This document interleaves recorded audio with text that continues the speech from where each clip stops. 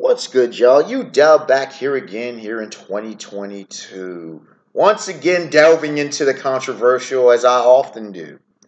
And it honestly shouldn't be a controversy when it comes to the title. Why disbelief in God is the faulty position. That is the metaphysical reality of the matter.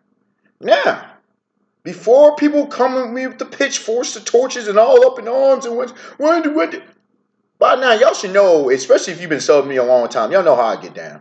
Logic, reason, facts, and evidence. Okay?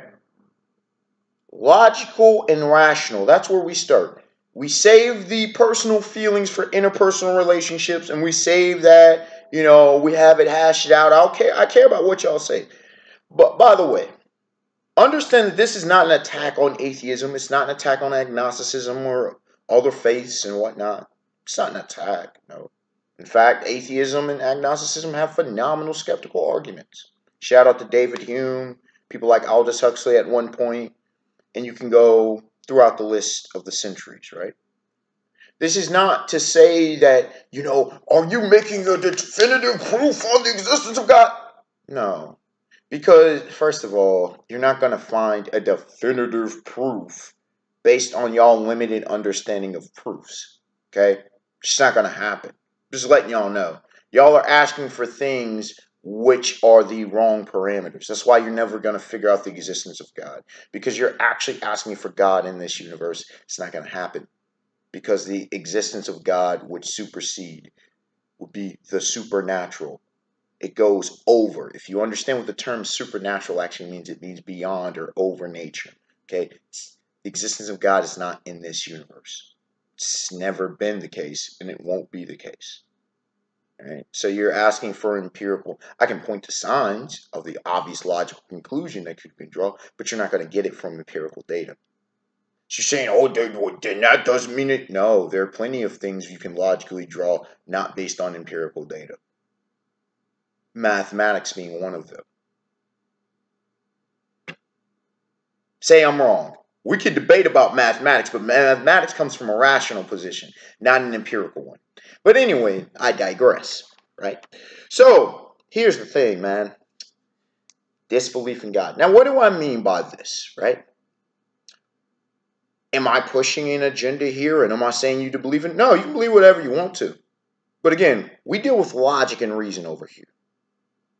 And the logical and rational conclusion is that there is a God. Now, what do we mean by God? Now, you can go from the simple small g to any, and I've said this, a God is any entity, concept, being, etc., thing that is worshipped. It could be sex, love, concept of sex, love, fame, oneself, a tree, a rock, a stream, the cosmos, universe, whatever, up to we go into God, the big G, right? So most people in their minds are polytheists and they don't even realize it, including most quote-unquote atheists and agnostics, right? So most people, they worship. And what is worship? Whatever you spend your most time, energy, thoughts, resources towards. For some people, the God's their family.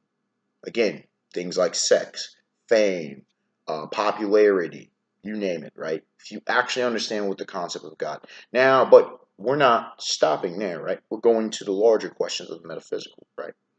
Now, when you ask, you listen to any popular atheist debater, any people who've done this, when you really press them on the question, matter if it's a Richard Dawkins, doesn't matter, a Michael Shermer, doesn't matter, people say the late, great Christopher Hitchens, you name it, right?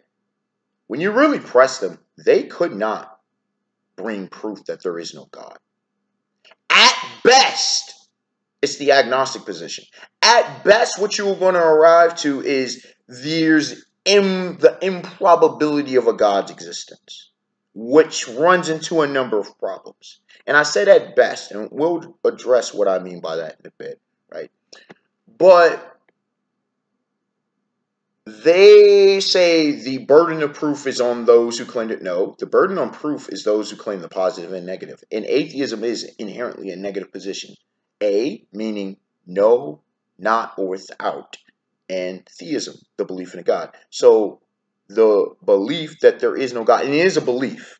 I don't get this shit twisted. And then people try to derail agnostic atheism. Agnosticism inherently cannot be alongside atheism. Is agnosticism the neutral position? Not exactly. It is more neutral, but it's not the neutral position because there's no neutral position.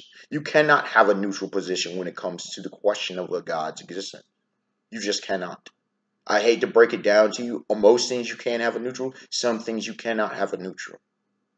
And what do I mean by that? Agnosticism really, in when you bare bones, there's about 3 different ideologies. 3 different schools of thought. Most things have at least 3 different schools of thought, right? Most have 3 to 5. Some have more. Like anarchism has at least 10 different schools of thought. But agnosticism really means we don't know. We can neither prove nor disprove. We do not know. Okay?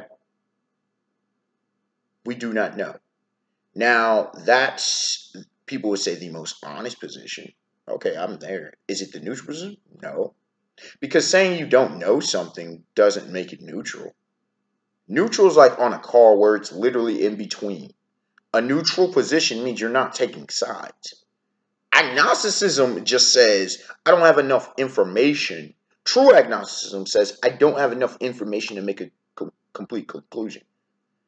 But if the agnostic is being honest, if I'm presented with enough, I will draw my conclusion. If that's an honest agnostic, not a lazy, not an apatheist, right? So the question of God cannot be a one of neutrality. Either a God exists or it doesn't. Either God is God or God doesn't. Whatever, we can get into the concept of God. In this case, when you talk about a creator, either a creator exists or creator does not exist. There's no ifs, ands, and buts. It's like you're either pregnant or you're not pregnant, right? You either have an STD or you don't have an STD. You're either wealthy or you're not wealthy. You could say, well, depending on, no. There's a clear distinction between wealth and non-wealth, all right? There's a clear distinction, right? It's the same thing, but there's either a clear distinction, a woman's going to be a mom or she's not, right? So some things you don't have this grand middle ground. You don't have this wiggle room. There's no walking the fence. There just is. So there's either medical. Now, what that God is, that's a whole determining factor. And that's another thing. A lot of times with the disbelief comes in personal feelings. I don't want this. I don't want to be. It doesn't matter what you want. The Lord says, okay. It doesn't matter what your feelings are towards the. Does it exist or does it not? Does that entity, does he exist or does he not? Period. And then we go from there. Okay? So that's part of the reason why the disbelief in God is a faulty concept, because they're going not based on whether we're dealing in reality or not. And most of them, as soon as you bring up the reality, they trying to skirt, like they doing ad-libs on some of these rapping hip-hop songs these days. They call them rapping hip-hop, but anyway, like they're doing ad-libs. Like they're drifting, like this Tokyo drift, right? No. You cannot get around this question. You cannot get around the question of origins, right? It's one of the reasons it's a faulty position. And what is the question of origins? Where does everything begin? If you start with the polytheist position, they just said there were many. But even the polytheist position always goes back to the original source. Me, I just say cut out the middleman. What is the original source? Infinite reduction. That's what you start getting down to. Oh, the universe just was. If you're the pantheist, you can believe the universe was the universe. And we'll get more into the universe being God. Because it's funny how a lot of them are fine with the universe. Or even a lot of spiritual folks are fine with the universe existing. That's your God. You want to skirt and say, well, I don't believe in a God, but I'm fine with the universe causing things. That's your God. That's your God. Let me reiterate, the cosmos for you is your God. For some people, they will be like, hey, light comes from the sun. So for me, sun's God. I see the sun's God. I'm not going to fight you on your position, but that's your God, duh. That's your, whatever you believe the creator is, that is your God. For some of y'all into like digital physics and shit, right? Oh, there's aliens. It doesn't matter. That's your God. You're still admitting there's a creator at that point. It's funny how a lot of atheists are fine with extraterrestrial super intelligence. You just don't want to admit to an almighty. Just say that then. Just say, listen, I want to have control. I want to think I have control over life and can do what I want to. Just say that then, because you're not escaping the reality question, the peer-based metaphysical question of, is there a creator? Either things always were or there's a creator, but everything in this universe, there's a creation and a destruction. Even from a Hindu perspective, even if you don't want to take their gods, the concept of Brahma being the creator, Vishnu being the preserver, and Shiva being the destroyer, the triumvirate, excuse me. Even that concept, Dragon Ball Super, if you go anime and manga, the gods of destruction, the Hakaishin, the gods of creation, all of that balancing forces, right?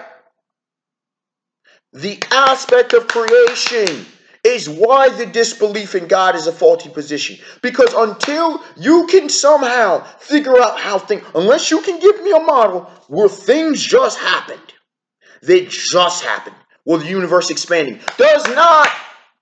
Are you saying the universe is eternal? Because if you're not, then it comes from somewhere. Now, are you the one that says the God is impersonal versus a personal? Okay, that's a different debate altogether. That's a real legitimate discussion. Is the God impersonal, or is it a deist God where it was a watchmaker, where it started the experiment? Is the God a mad scientist, right?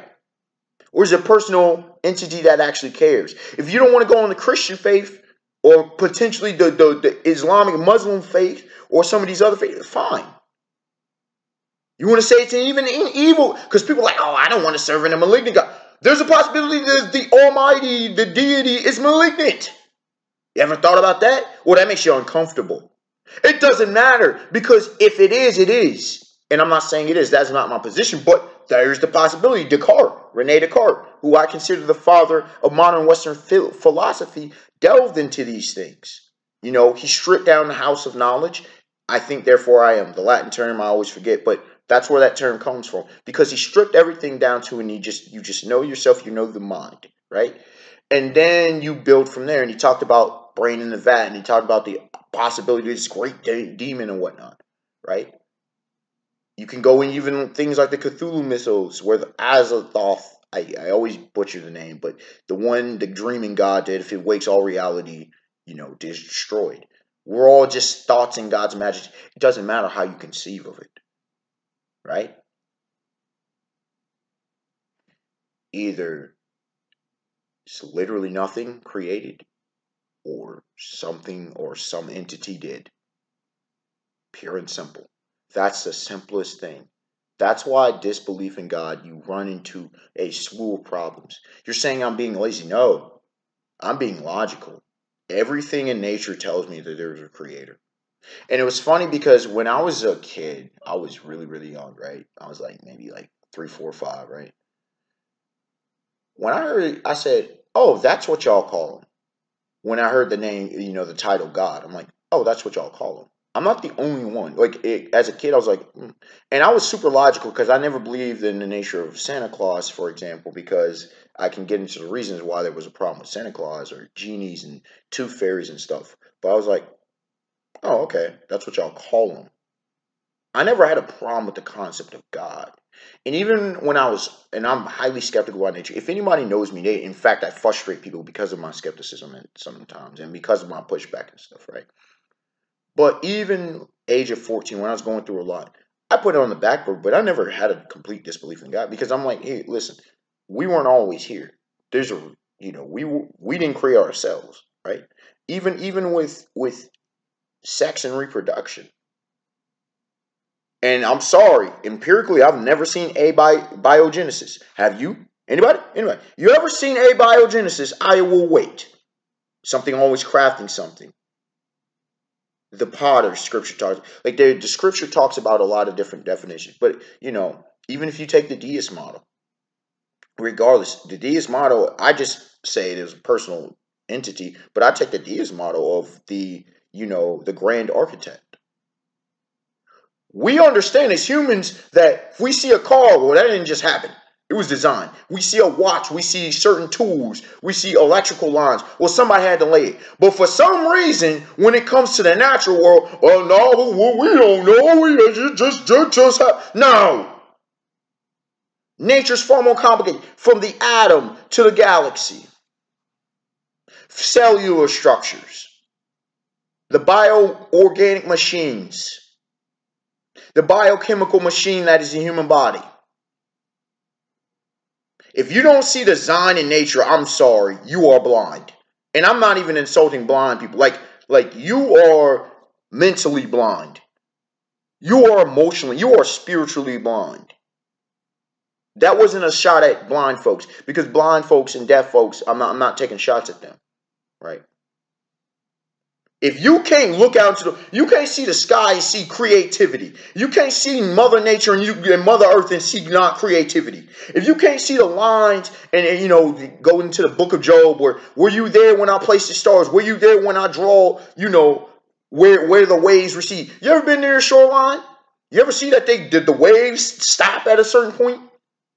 I can go into literally thousands upon thousands of examples throughout Earth, let alone the cosmos as a whole. And you want to try to tell me there's no creator? There's no creative force? There's no origin point? How does that even make sense? At the end of the day, and I'm not trying to beleaguer, I'm not trying to make this video too long, because again, we can have a 2-hour discussion. We can have other discussions. The point of this is y'all are literally fighting biology, psychology, sociology, anthropology, history, physics, chemistry,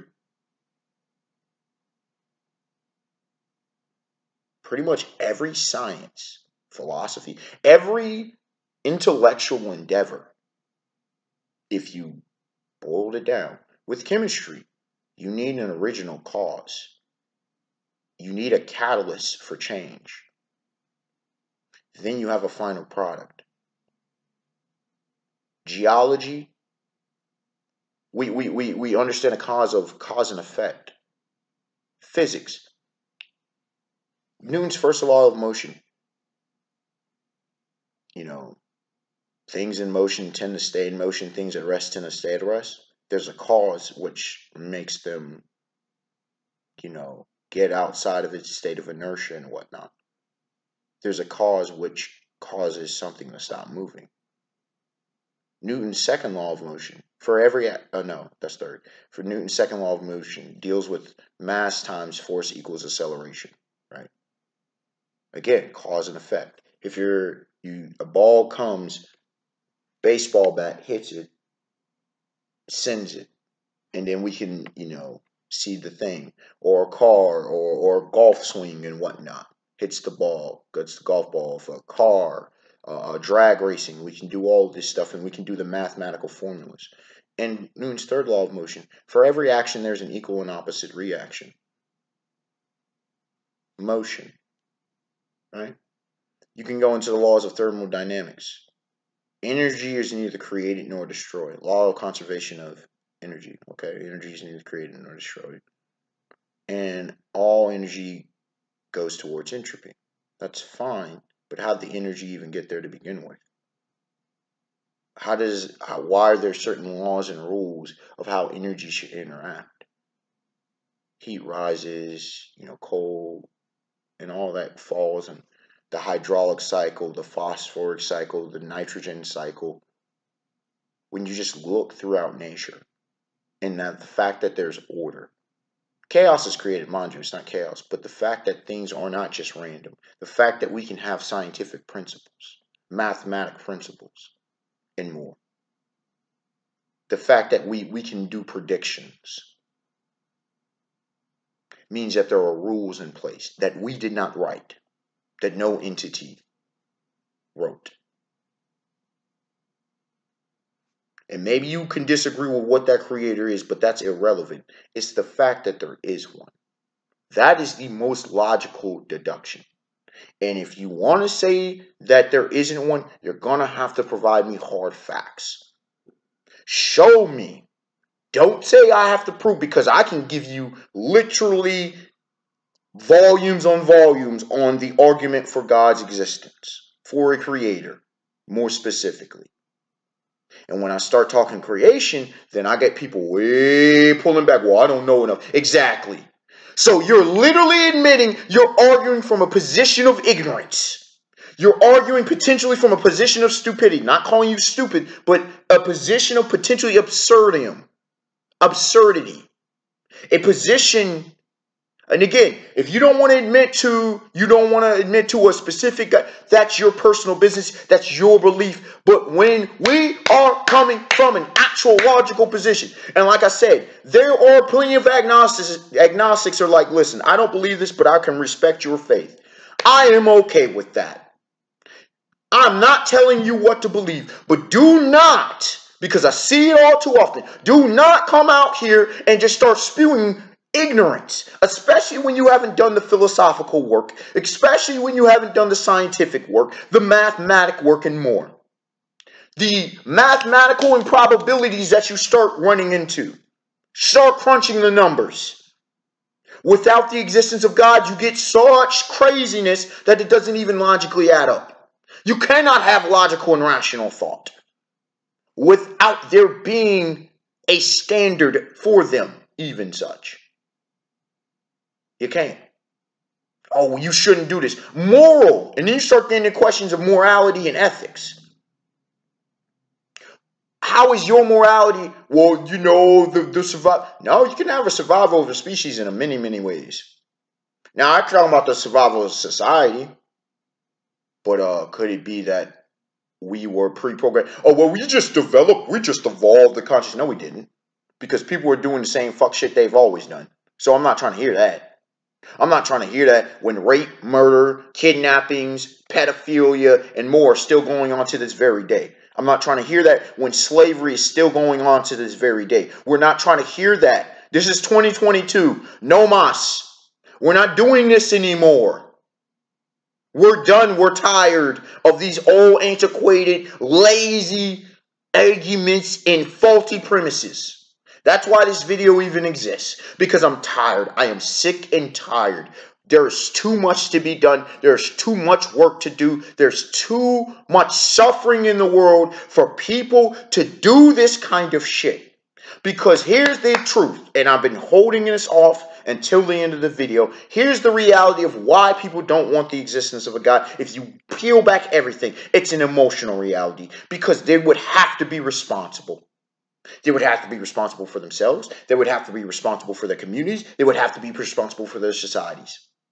There's someone above them that says, no, you can't do. Because they got daddy and mommy issues. Let's keep it all the way 1,000. Because those without daddy and mommy issues don't have a problem with the existence of a God. Those who often get older those who are mature in the mind don't have the problem with the existence of a God. Again, you don't have to believe the same one, but just the existence of a God doesn't bother you. It doesn't creep. And those who do, they are acting like petulant children.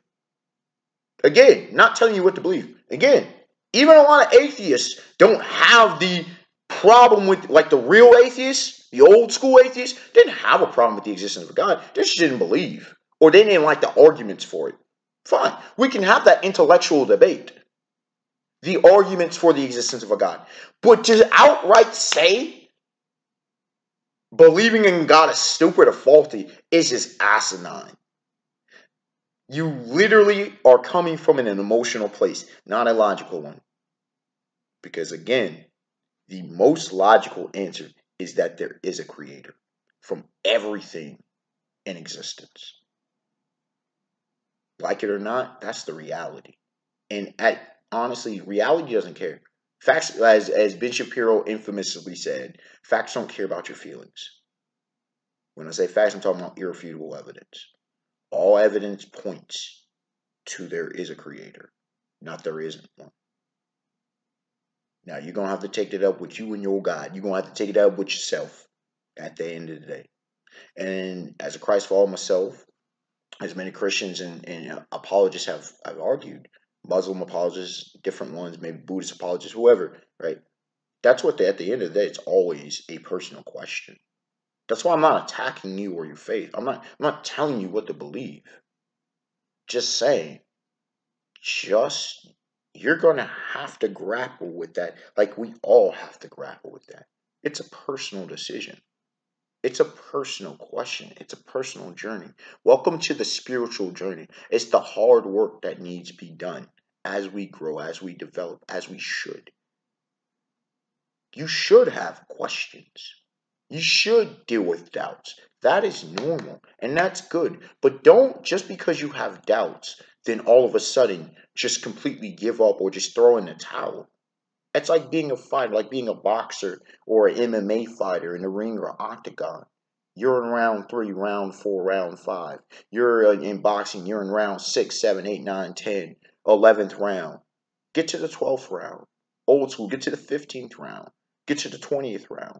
Keep going. Keep pushing yourself. Just like you would in athletics. Just like you would running. Oh man, I'm running this marathon. I'm on mile 20. I only got 6 more to go. I only have 6 more to go. Change your perspective. Change your mind. And it will change your world. Think about it. Why do you not want there to be a God? Oh no, I'm not. No. Think about it. If you are in a strong camp of the disbelief, there's a reason why you're in that strong camp. Why wouldn't you want there to be a creator? Why wouldn't you want life itself to have significance? Even the concept of an afterlife, why wouldn't you want an afterlife? Seriously. What's wrong with that? Why would you want this to be the end all be all and people suffering? Why wouldn't you want the concept of a paradise? Whether you could think of one or not, why wouldn't you want that to exist? Why wouldn't you want the best for people in this life and afterwards? Why wouldn't you want that? And folks can say the concept of hell. But the concept of hell, regardless of how you view it, is a concept of judgment and people's actions and such, and they pay for what they do. Well, on this planet, do we not have prisons and more? Whether you agree or disagree with them, that's the reality. Y'all are fine with people going to prison. Oh, they shouldn't be for eternity. Well, again, that goes back to their personal choices. Just like it's always about personal choice at the end of the day. Isn't it? What you choose, what you decide on, that's what it's about, ain't it? When you boil everything down to it, especially if you're talking about something like the Christian faith, it really makes it simple. It's about whether you choose to believe this or not. Nobody's forcing you. I stand at the door and knock, and if anyone hears my voice and lets me in, I will dine with him. It's about choice. Do you want to choose or do you not? And the inactivity when it comes to choice, it's still a choice, is it not? Unexpected wonder, like, comment, subscribe. Tell me your thoughts on the matter. Be honest. Again, this wasn't an attack. This was to get you to think. This was to get you to have an adult, rational discussion. Have these discussions with friends, with strangers, with otherwise. I don't want people to be lost in ignorance and lost in the sauce. I want people to have a mature, grown-up mind, an adult mind. You can believe what you want to believe, but why do you believe what you want to believe? Don't just believe something because it's popular and because, somebody you had high esteem and revere for told you that this is what it is. How did you come to the conclusions that you have? Or did you actually come to conclusions? Have you actually thought things through? And you can push back against me, and that's fine. But give me legitimate reasons as to why you say I'm wrong. Let's talk about it. Let's have a discussion and conversation.